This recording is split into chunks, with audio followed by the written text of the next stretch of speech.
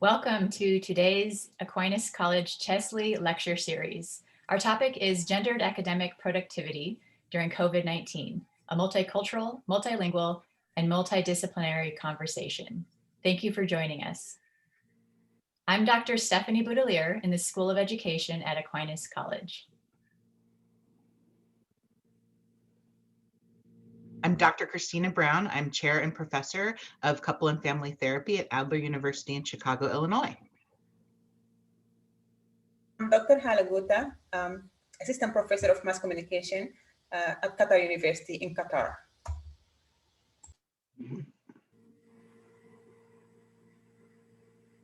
I'm Agatha Lambrecht, and I'm a Research Associate at the University of York in UK.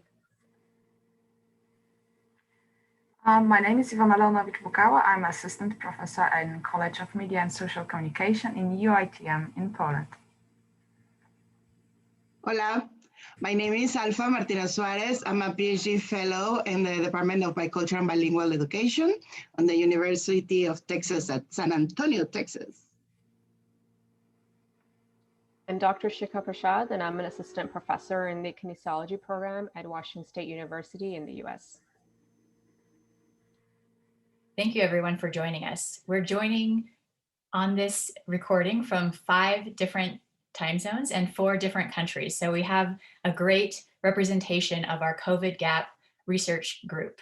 We're going to first talk about our virtual research collaboration, and Dr. Christina Brown ignited this research back in May. So Christina, can you please explain what started your interest in this topic and also explain our timeline?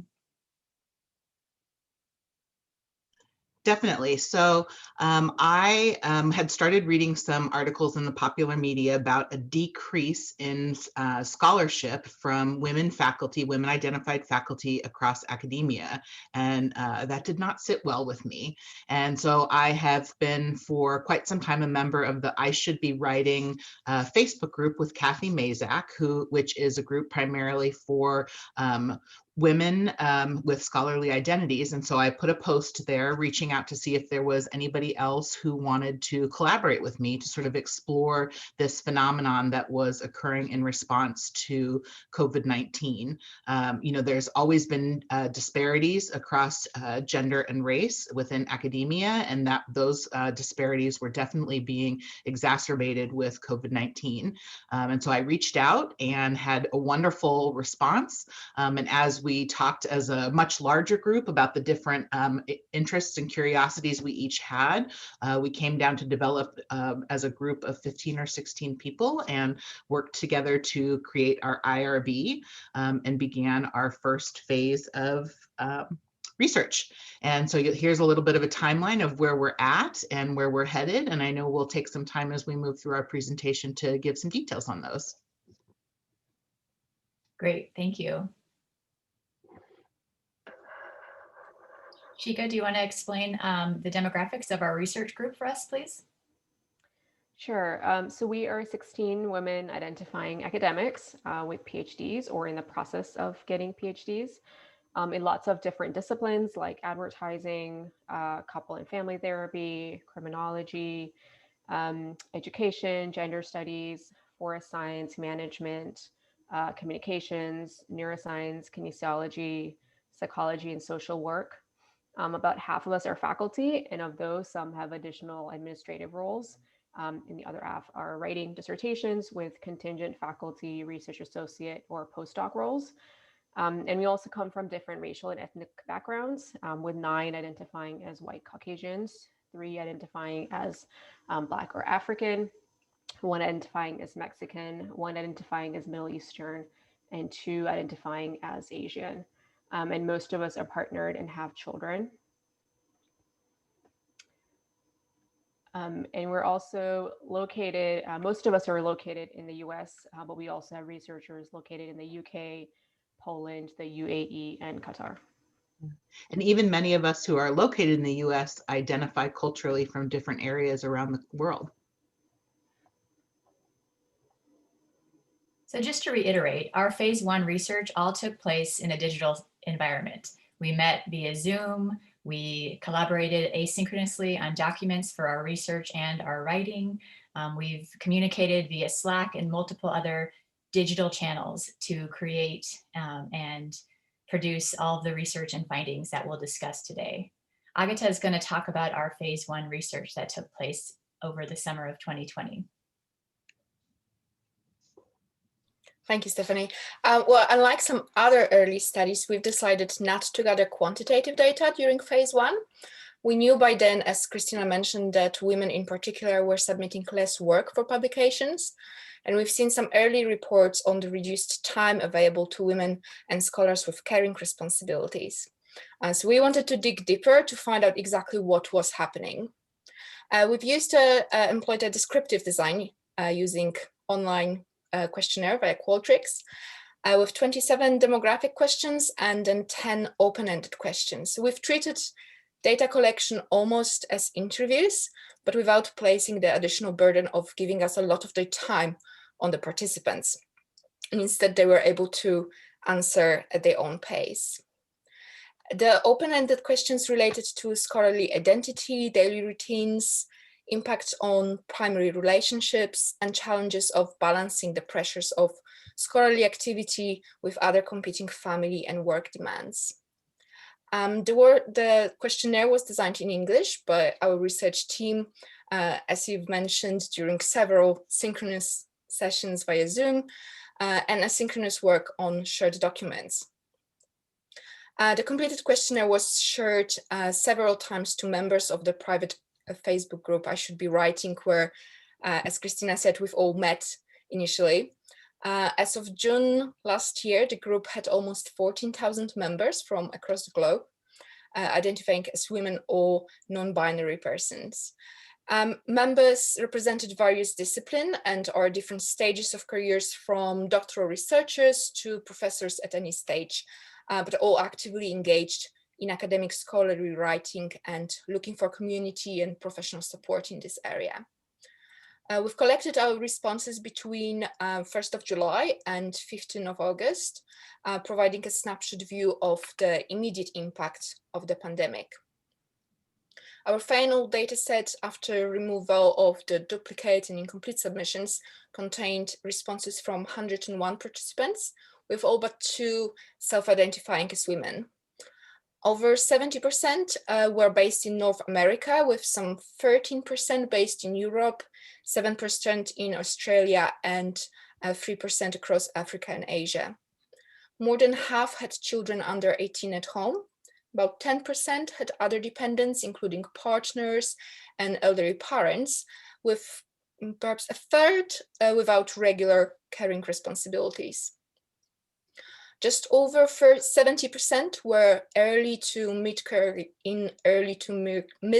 posts, with 12% in senior posts, including full professorships, and 17% undertaking doctoral or graduate research and not holding other academic posts at the same time. Once we've completed the data collection, we've separated into 3 smaller groups to analyze and write up the data in our areas of interest and expertise. Group 1 has 1 paper under review with a higher education focused journal, and I'll briefly introduce some of the key findings from this in a moment. Group 2 has 1 paper in press and 1 under review with a family studies journal, and Christina will tell you a little bit about it. And Group 3 is working on completion of the manuscript on experiences of graduate students. We also now have a beautiful website designed for both recruitment and dissemination of our findings. And there's a slide at the very end of this presentation with a link, so you can all have a look. So moving on to the work of Group 1, our findings illustrate the centrality of support, particularly with respect to childcare and professional and emotional support from peers and mentors, that was lost due to stay-at-home orders. Restricted access to institutional facilities and resources, and subsequent loss of structure, additional time required to prepare for online teaching, and increased service loads have all negatively impacted research productivity of women. For many, these factors have been coupled with poor mental health and a high cognitive and emotional toll, resulting in fewer resources for the highly intellectual demanding activities of research and writing. Conversely, some women scholars, particularly those without care responsibilities, reported reduced commutes, fewer meetings, and flexible working hours, resulting in similar or increased research productivity in comparison with the time before the pandemic. Others understood the likely disadvantage further down the line in their careers, but argued that we cannot go on as normal during the pandemic, trying to pump out research as if nothing is going on in the world. And instead, they described ways in which the ongoing crisis has helped them to stop and reevaluate their priorities and shift their focus away from the never-ending race to publish. One participant, for example, explained, would I get more done without a child? Sure. But would I be having as much fun? No. Back in April, my daughter was trying out a new recipe from TikTok, and she said, "This is me living my best pandemic life." And I loved that. And it was a major mind shift for me. I want to live my best pandemic life. Doesn't matter what other people are doing. I'm just going to live my own best pandemic life. Another participant elaborated that the pandemic helped her embody the different dimensions of her identity, rather than defining herself as only a scholar. She said, "I don't envy male-identified colleagues nor scholars who are not caretakers for parents. They may be able to have more time to be productive, but is that really the most important thing in life? I don't think so. I'm very passionate about my career and my work. I identify and hold closely my identities as a scholar and an intellectual. However, my work does not wholly define me. I'm also a daughter, a dog mom, and a cat mom, a great listener, a member of the queer community, a gardener, a Black Lives Matter ally and activist, and so much more." Thank you. Wonderful. Thank you for sharing that. So I, as a couple and family therapist, was really specifically interested in how the dual roles for academic women who also identified in partnerships or identified as parents, how the pandemic was impacting them and their ability to engage in scholarly activity. And so from those 101 responses that we received, we identified that 51 of our respondents described themselves as in a parenting role, and that was parenting children at home and parenting empty nesters or parenting grandchildren. And when we analyzed our findings and responses to how the pandemic had been impacting these academic women around their parenting, we found that there were 4 major themes that were coming from what their responses were, and they were across altered childcare needs, conflicting demands, relational changes, mostly with their primary partner, and then feeling negative emotions.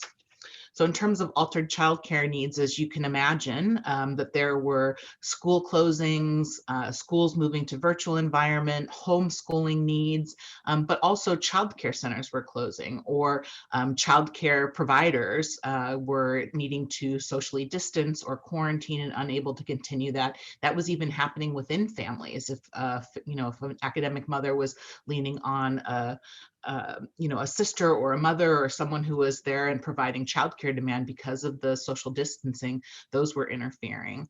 And so a lot of academic women talked about being pulled in different directions and how to manage that. One of our participants said, "My child's mental health has suffered from the pandemic and my attention needs to go there. I'm staring at 6 months in with no childcare, and I realize I cannot do both well, and I'm prioritizing my child." That sort of leads to the idea about conflicting demands. Academic schedules tend to be a little bit flexible. We're not typically a 9 to 5 work, and many of us, as you all imagine, work many more hours than those 40 a week. And so a lot of our respondents talked about feeling conflicting demands in each of the moments. One of our participants even talked about being able to hear her family while she was trying to attend to academic work and feeling pulled and wanting to spend time with them. And so that was definitely a theme that we saw in the responses. Many of them talked about having negative emotions, feeling stressed, feeling angry, feeling resentful, but also talked about having some negative emotions that were leading to their relational changes with their partner. One of our participants said, "I care less about managing my partner's feelings. I take care of myself and my son, and that's all I have bandwidth for." And so really determining sort of what were those priorities. But, you know, we were really starting to look at that not only for parents was the pandemic impacting, you know, their academic women's experiences, but also for those with partners. And so again, from those 101 responses, 67 of them identified in partnerships. And when we looked at their responses about how the pandemic had been impacting their relationship, 3 themes were identified. And the first was about time and space. The second was about communication, and the other was about needs. And it was interesting when we first started to analyze the responses, we first sort of split them up into negative and positive experiences. But when we started diving deeper into the themes, we were realizing that within each of these, there were both negative and positive responses. So for example, one of the participants talked about, "We quickly realized we couldn't both stay in our shared office space. I moved my office to another part of the house, which helped with a lot." But on the other hand, another participant said, "Sharing space in a computer now, so it's teaching us to be more aware of each other's schedules, and we're learning to be more vocal about recognizing the work we do." So even within one theme, participants were having good and bad experiences. Communication was key for all of our participants, talking about that, you know, sharing that space, struggling with social distancing and quarantine, but also those emotional impacts and then the stress of caretaking for other partners, family members, for self, for partner, that communication was really essential.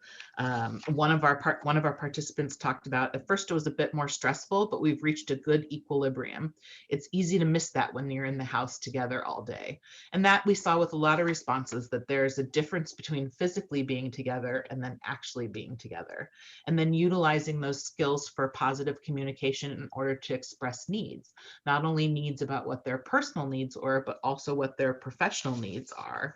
And this was a place for a lot of self-reflection and insight for a lot of our participants.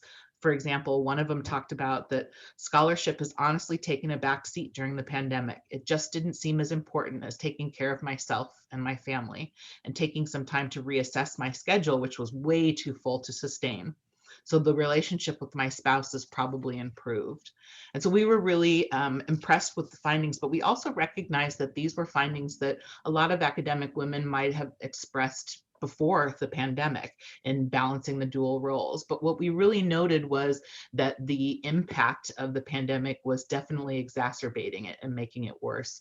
And then there was lacks of support systems and structures and how to move through it. And so we're really looking forward to sharing our findings, and our article on the partners experience is going to be published in Family Relations coming up soon. You can find that information on our website. Great, thank you, Agata and Christina. So as with all phase 1 research, there's always room for improvement. So we're going to be talking about our phase 2, but one of the reasons I think our phase 2 will no doubt be productive and effective is that we've had such great digital cohesion, effective collaboration, and relationship building. And with that, 15 of the 16 original researchers have agreed to move to that phase 2, and Hala is going to explain that for us.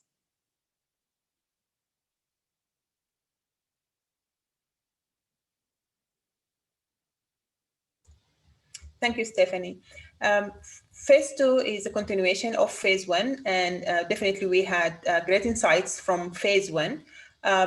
But there are some limitations in phase 1. First, the data collection happened during July and August, which is like the peak of the lockdown, and many changes has happened since then.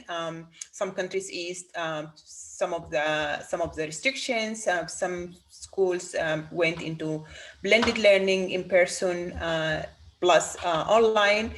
In addition to that, phase 1 was the recruitment mostly happened in the I Should Be Writing Facebook group, and most of our participants, either women or those women identifying or non-binary, So in phase 2, we looked at expanding the recruitment.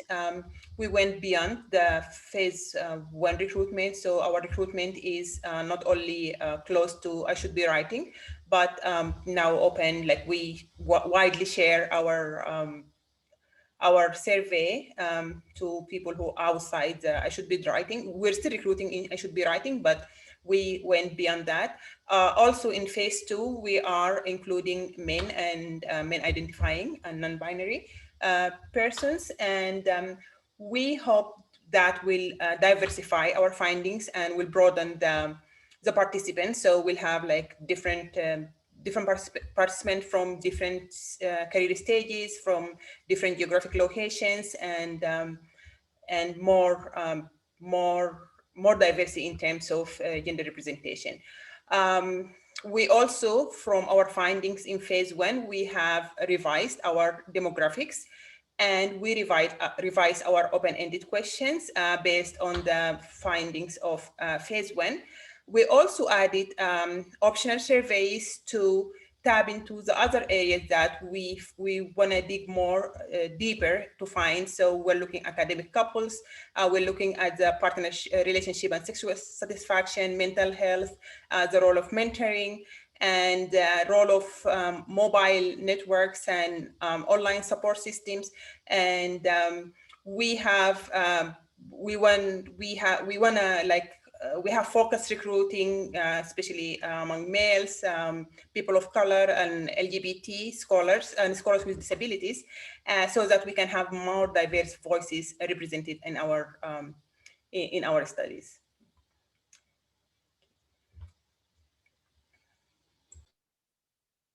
We also added like multinational and multi-country editions, and Yvonne is going to talk about that. Thank you, Hala. Well, as in the big group, we're in the phase 2, and there are also 3 national subgroups working on national versions of the COVID G.A.P survey. Besides Poland, where I'm now, where I am now, also the national study will be also conducted in Qatar and Mexico. The idea was that we wanted to catch the cultural context and national context of the problems of academics during the pandemic. As I was talking with my peers and colleagues from academia who took part in the phase 1 or who revised the phase 1 questionnaire for me, they said that it was quite difficult for them sometimes to express their emotions and personal experience in English. Maybe it's quite unexpected for you, but there are still countries, even in Europe, where English is not lingua franca in academia. And the recent study of Polish scholars shows that almost half of Polish academics between 2013, 2015 published only in Polish, for example. So it means that it may be really hard for them to express themselves properly and fluently in English about so many strange and difficult emotions, which of course happened to them during the pandemic. So we wanted to get a deeper insight with that. There are also some topics concerning specifically the 3 countries. In Poland, we have recently a great and huge change in research evaluation system, which also had an impact on scholars and their working conditions, stability, and feeling safe at their workplaces. There are also, of course, some cultural differences in terms of gender roles and talking openly about sexuality, for example. Of course, in Poland, it's not a taboo, but still people may have problems with talking about that. So we took it into account, and we also redesigned the demographic and the survey, and we are almost finished now. And I hope that next week we will start recruiting again. Thank you. And now Hala will tell you more about Qatar and Alpha about Mexico. Thank you. Thank you, Ivona.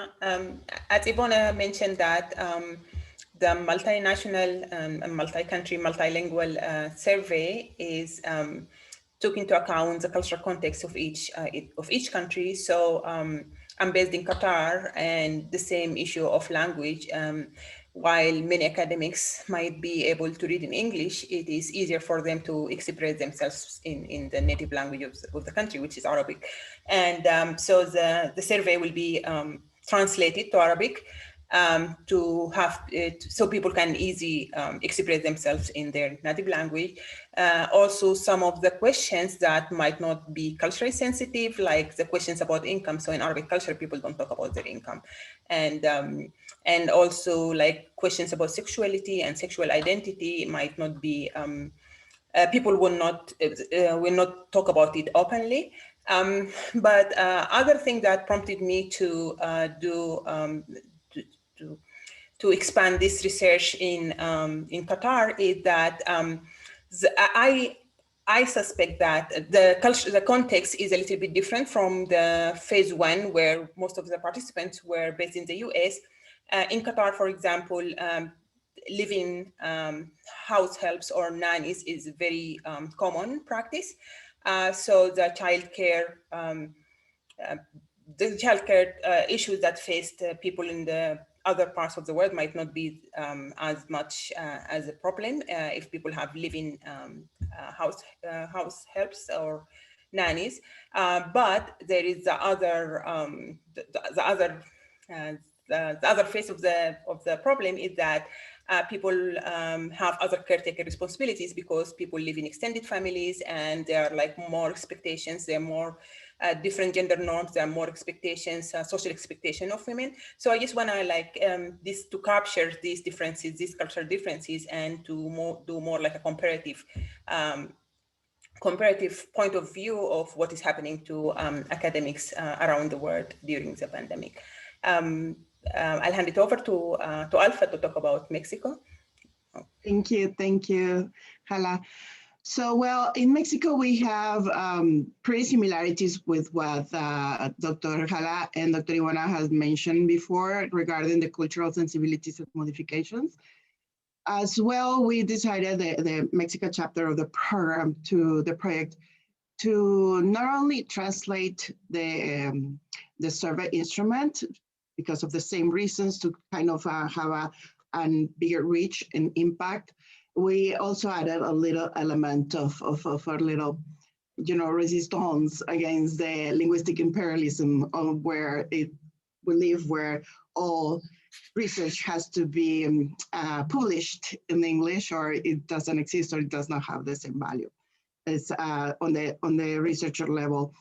And we needed to also take a very conscious look at the way our instrument was designed, because there's, as the Hala was mentioning, we have cultural norms that are not the same as the original intended. For example, officially in Mexico, we don't have races, right?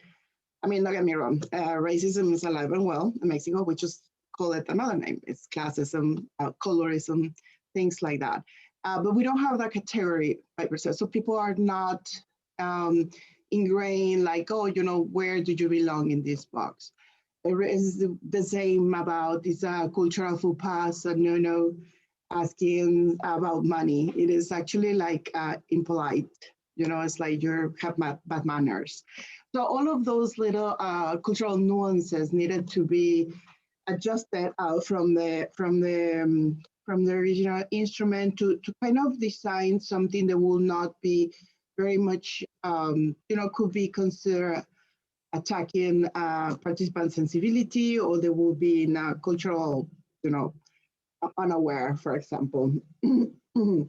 And regarding it's very interesting when one engage in exercises on translating a document, right? Because it is not only the words that you're translating, is all the intention. So it's very, very interesting to say the least. So let me, with that, if we can kind of go into, well, kind of the last part of our presentation, where we are kind of, wanted to give you a little, I don't know, like a snapshot of the reasons why we joined this, and why we continue to work on this, correct? Like why we engage in this project in the first place, and what are our takeaways so far, why we're here. I'm gonna start. Again, this was a very interesting period, and I'm using the word interesting in a very, very open way. And in trying to make a little bit sense of it all, and responding the call from Kathy, from Dr. Brown, I was like, okay, I need to understand what is happening, right? So in a kind of a coping mechanism, I did an exercise on meta self-awareness, where I'll, ascribe of myself and trying to take my little researcher lenses in order to not, I don't know, go crazy or more, or bananas or bonkers or whatever. So in doing so, I was, I found it very interesting, because I needed to make sense, I needed to ask questions, as we all that are, in this academic journey are, right? So that's one of the big things that why I joined. And then I really like what I found. This Cooperativa de Mujeres, this women cooperative, this collaborative work with scholars literally around the world, from different cultural backgrounds, this linguistic and cultural diversity, and such a great bunch of people. Seriously, it's been a very good journey, like especially on dealing with this new normalcy. I don't like that oxymoron, but here we are. So, okay, I guess let's continue with the reflections. I think Dr. Brown, you're next. Thank you. I agree with what Alpha's sharing, and I'm going to actually steal one of the quotes from our participant. I think this was a way that I could figure out how to live my best pandemic life.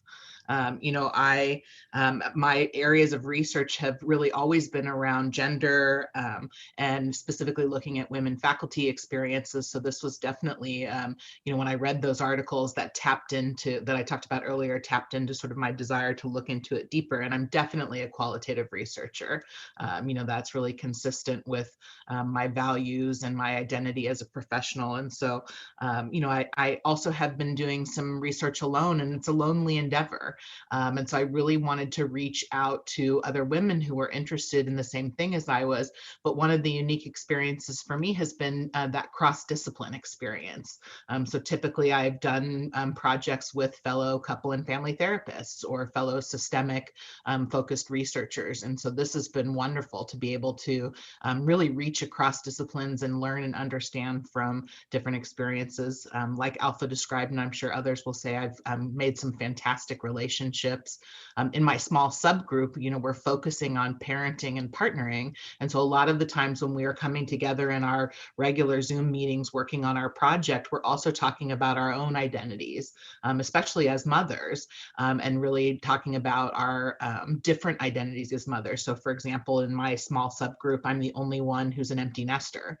And so when we talk about sort of taking up, taking lead on different things or moving us forward, I often had to remind my colleagues, like, hey, I don't have little kids at home that I have to manage and navigate the same way you do. I mean, parenting as an empty nester during the pandemic has its own, different demands, but that was often a place where we could support each other in some of the same themes we were seeing from our participants. And so it's been a highlight for me in my best pandemic life. And what's even more exciting is I know that this is an opportunity in the future moving forward. I'm really excited now to be doing different projects with other members of the team. And I always look forward to our regular check-ins for our whole team, and then for the different small groups that I'm working on.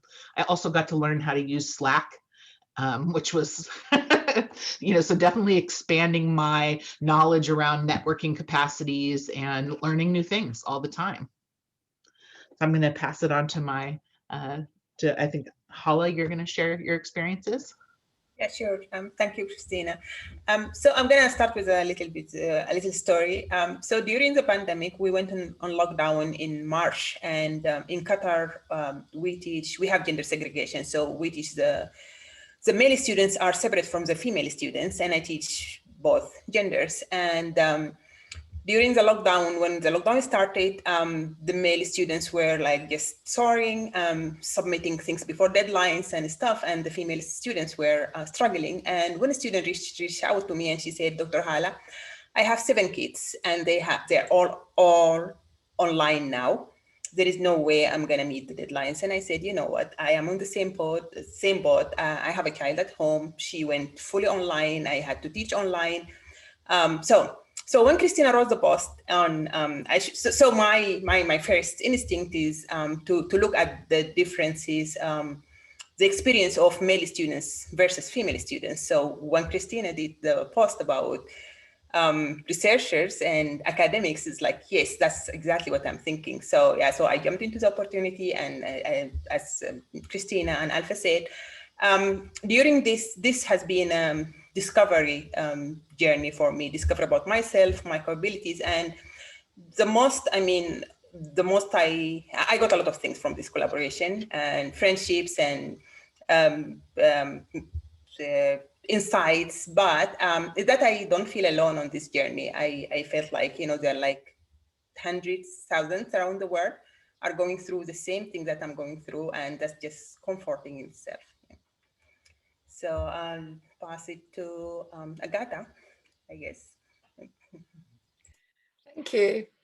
It's really nice hearing this, although we know this already a little bit about each other, of course. For me, I'm in UK, in New York, in UK, and we went into lockdown quite early in March, and I'm very active on social media, so I've been reading on Twitter and other social media about what was happening early on, and seeing those posts. I'm sure you've all seen what Newton did during a plague that he lived through, what Shakespeare did, and like many others, I guess I thought, well, they did not have homeschooling to deal with, hard deadlines, sometimes of projects to meet, or students to support. And I felt personally frustrated, but not helpless. Like many women in science, I did what I do best. I decided to take on yet another research project to ensure that what was happening to us was documented. And I started a project locally in my university, in my institution, and we looked at specifically the experiences of doctoral researchers in the UK. And when I came across the call from Christina to join interdisciplinary international team to kind of scale this up substantially, well, that just came at the perfect time for me. And I think that many scholars who are going through this were thinking about it and were frustrated and were hoping that somebody will collect evidence to support our scholarship and careers in the future.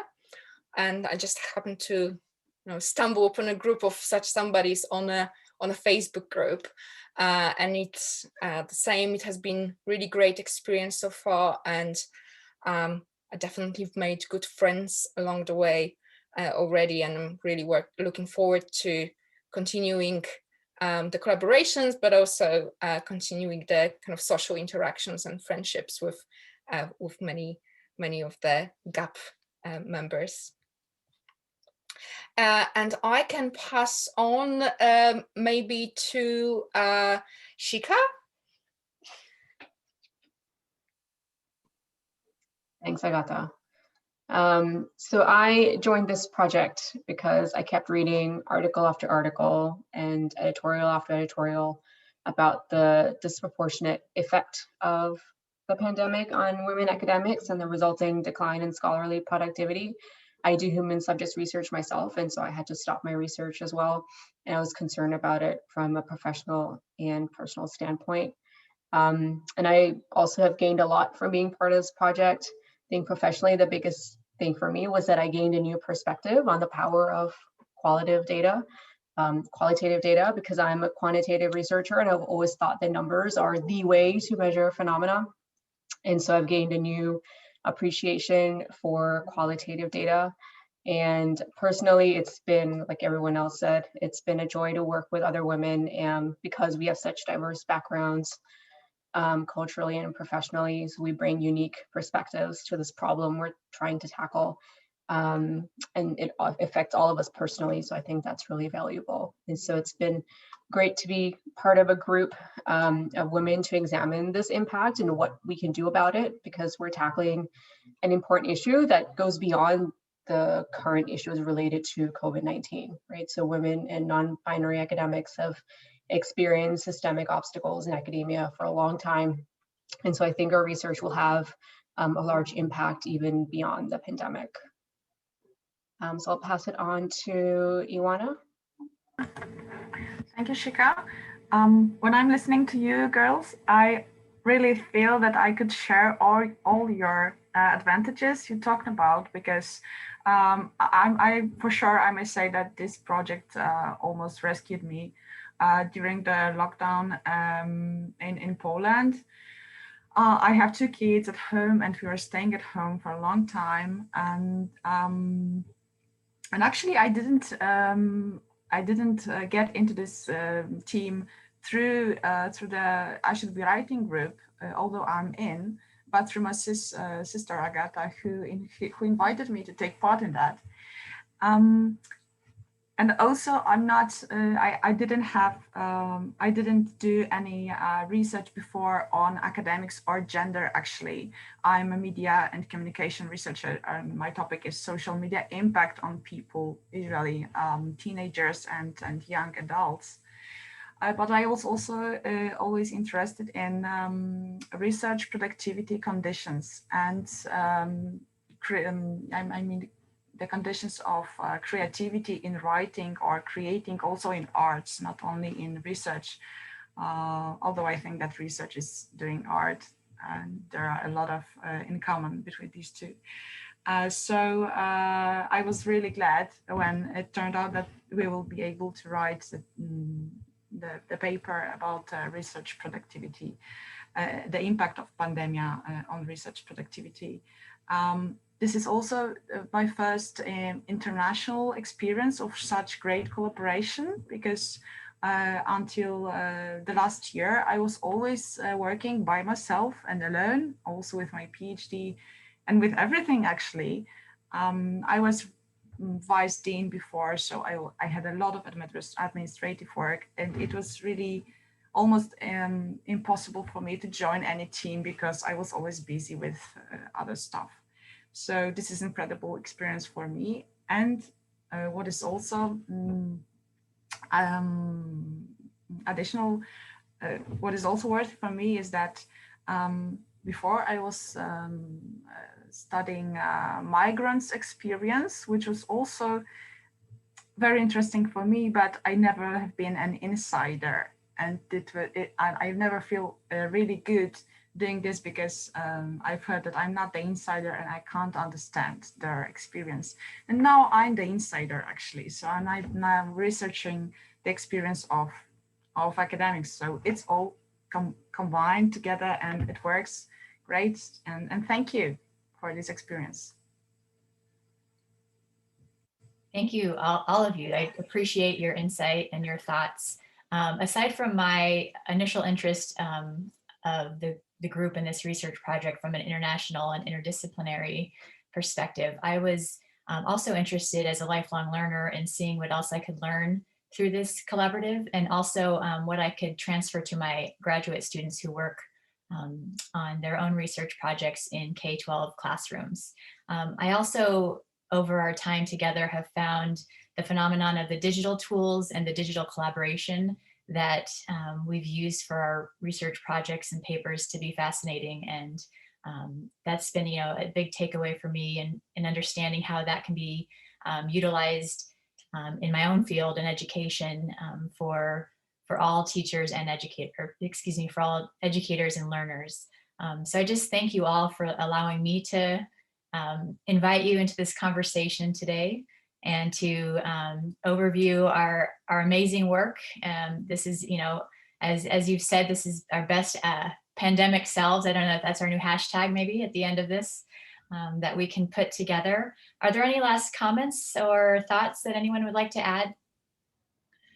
I was just going to say that I loved hearing what Chico was talking about, her connection to quantitative versus qualitative, because that was actually one of the reasons that drew me into collaborating with you on our exploration of mental health impacts, because I know I need to challenge myself to work on my quant chops to make sure that those skills don't go dormant because of my sort of leaning towards qualitative. And so, I agree with you. It's definitely been, and what Stephanie just said about learning, learning to expand my own professional identity, but also, to bring that back to my students too. Me as well, if I can. I also usually used to make quantitative analysis, and I wanted to get an experience in qualitative. So it was also a great adventure with that.